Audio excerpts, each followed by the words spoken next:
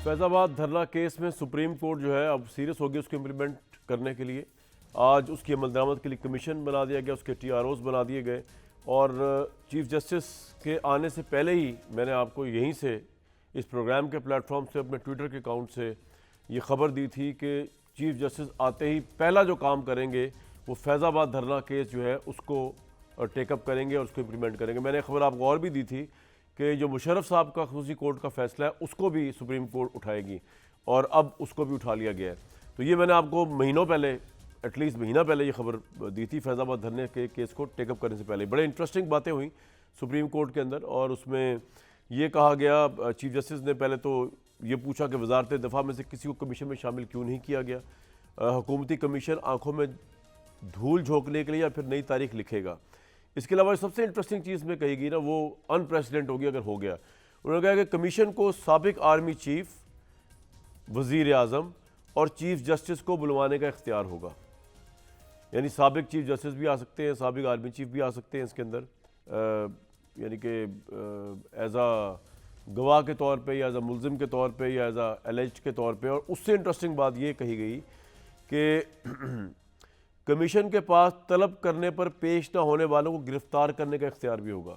यानी अब कोई अगर साबिक आर्मी चीफ, कोई वज़ीर आज़म, कोई साबिक चीफ जस्टिस जो है साकिब निसार साहब है या दूसरे लोग हैं, ये अगर कमीशन के बुलाने पर नहीं आते तो इतना एम्पावर्ड ये कमीशन है कि ये को गिरफ्तार करके लेके आएगा। और TROs में उन्होंने सारा कुछ बना के शामिल कर दिया और इसके बाद लग ये रहा है कि ये बहुत ही सीरियस केस होने लगा है। फैज़ाबाद धरने के दौरान ऑब्वियसली TLP को किस तरह गैर कानूनी फंडिंग, इसकी सारा मामला है। ये बात ज़रूर करेंगे इसके ऊपर कि अब की दफ़ा ये कमीशन जो है ये दूसरे कमीशनों की तरह सिर्फ कमीशन ही बन के रह जाएगा या वाक़ईतन इसमें से कुछ निकलेगा जिससे हमें कुछ तारीख से सीखने का मौका मिलेगा, चीज़ों को सुधारने का मौका मिलेगा। लेकिन साथ साथ इस वक्त इलेक्शन की एक कंपेनिंग का माहौल शुरू तो नहीं हो सका, लेकिन इलेक्शन करीब आया जा रहा है। अंडर 90 डेज़ गालिबन अब रह चुका है और उसके अंदर हमने तो ये समझा था कि जब नवाज शरीफ साहब आएंगे तो इलेक्शन यकीनी हो गए, वो तो हो गए यकीनी। लेकिन ये नहीं पता था कि नवाज शरीफ साहब के आने के बाद पूरा इलेक्शन होने से पहले ही डिस्क्रेडिट कर देंगी पॉलिटिकल पार्टीज मिल के और वो ये बताएंगी कि जी नवाज शरीफ साहब को जिस तरह लाया जा रहा है, जिस तरह किया जा रहा है, जिस तरह उनको रेड कारपेट मिल रहा है, जिस तरह बलूचिस्तान में उनको भेजा जा रहा है, तो सब कुछ तय हो चुका हुआ है and PMLN is the Kings party. ये तासुर जो नवाज शरीफ साहब के आने के बाद, नवाज शरीफ साहब कसूर इसमें नहीं, लेकिन उनके आने से जो तासुर हुआ इससे इलेक्शन के ऊपर, उसकी साख के ऊपर इलेक्शन होने से पहले ही बड़ा सख्त डेंट पड़ रहा है। तो इन दोनों चीज़ों के ऊपर ज़रूर बात करेंगे। मज़हर अब्बास साहब, ये कमीशन से आप क्या निकलता हुआ देख रहे हैं? आपको लग रहा है कि साबिक आर्मी चीफ को बुलाया जा सकता है, साबिक DGC को बुलाया जाएगा, साबिक चीफ जस्टिस को बुलाया जाएगा, जिस तरह की बातें हो रही हैं कोर्ट के अंदर? मुश्किल कामरान, मुझे मुश्किल लगता है। हो सकता है मैं गलत हूँ, अल्लाह करे मैं गलत हूँ, आपको क्यों मुश्किल लेकिन मुझे लगता है? मुश्किल लगता है और इसलिए कि हमारी ये रवायत नहीं रही है। हमारी यहाँ चीज़ों को अंडर द कारपेट करने की रवायत रही है। हमारी यहाँ चीज़ों को बहुत पब्लिकली लाने की, हालांकि पब्लिक इंटरेस्ट में ये सारी चीज़ें। देखिए, पाकिस्तान की सियासत को अगर हम बहुत पहले ना चले जाएं, 80s में ना चले जाएं, हम सिर्फ पिछले 15 साल की सियासत का ही जायज़ा ले लें। आप पाकिस्तान में 5 से 6 लोगों को बुला के पूछ लें कमीशन में कि पाकिस्तान की सियासत में ये उखाड़ पिछाड़ किसने की, क्यों की। आप बुला लें, आप जनरल राहील शरीफ को बुला लें, आप जनरल बाजवा को बुला लें, आप जनरल फैज़ को बुला लें, आप जनरल ज़हीर को बुला लें, आप जनरल पाशा को बुला लें। उससे पहले चले जाएं तो दो बहुत मुमताज़ शख्सियात थीं जिनका इंतकाल हो गया, एक जनरल हमीद गुल, एक जनरल एहतशाम ज़मीर। ये पाकिस्तान की पॉलिटिक्स इन्हीं के गिर्द तो घूमी है।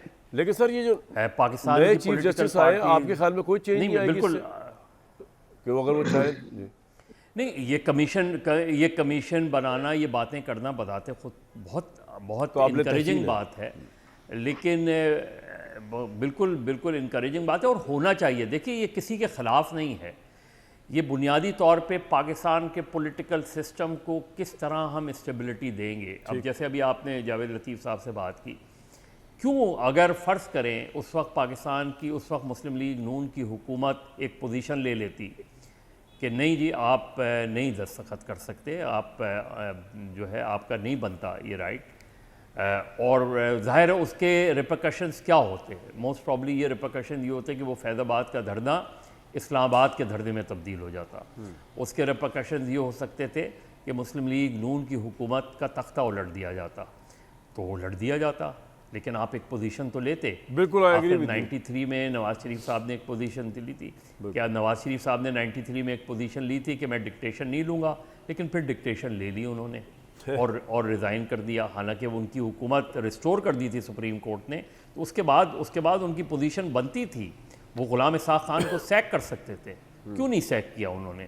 तो ये हमारे यहाँ जो पॉलिटिकल पार्टीज के और मदद साहब को लगता है कि आज भी अगर नून लीग के पॉइंट ऑफ व्यू से बात की जाए, आज भी अगर दोबारा भी इक़्तिदार आ जाए या दोबारा भी इनके पास पावर हो, तो वही मजबूरियां रहेंगी, वही कमजोरियां रहेंगी, या कुछ लर्न किया है हम? बिल्कुल रहेंगी। कामरान मुझे बताएं ना कि इन्होंने नहीं कहा था कि एबटाबाद कमीशन की रिपोर्ट पब्लिक करेंगे, इन्होंने नहीं कहा था कि कारगिल पे कमीशन बनाएंगे, नहीं बनाया इन्होंने। तो पॉलिटिकल कॉम्प्रोमाइजेस करती हैं हमारी पॉलिटिकल पार्टीज, लेकिन ये जो जिनको मैंने नाम लिए इनको बुलाना इसलिए ज़रूरी है कि भाई आपका पॉलिटिक्स से कोई अमल दखल नहीं था। आपने जनरल बाजवा का ये क्या बनता था, बालूचिस्तान अवामी पार्टी बना दी, आपने पीटीआई की गवर्नमेंट ला के इंस्टॉल कर दी, आपने पीटीआई की गवर्नमेंट को उठा के फेंक दिया। इससे आपने पाकिस्तान को किस तरह सर्व किया है? बिल्कुल ठीक है सर, आपका ये पॉइंट आ गया। ये ग्रुप्स बनाना, ये बड़ी इंटरेस्टिंग आपने बात की है।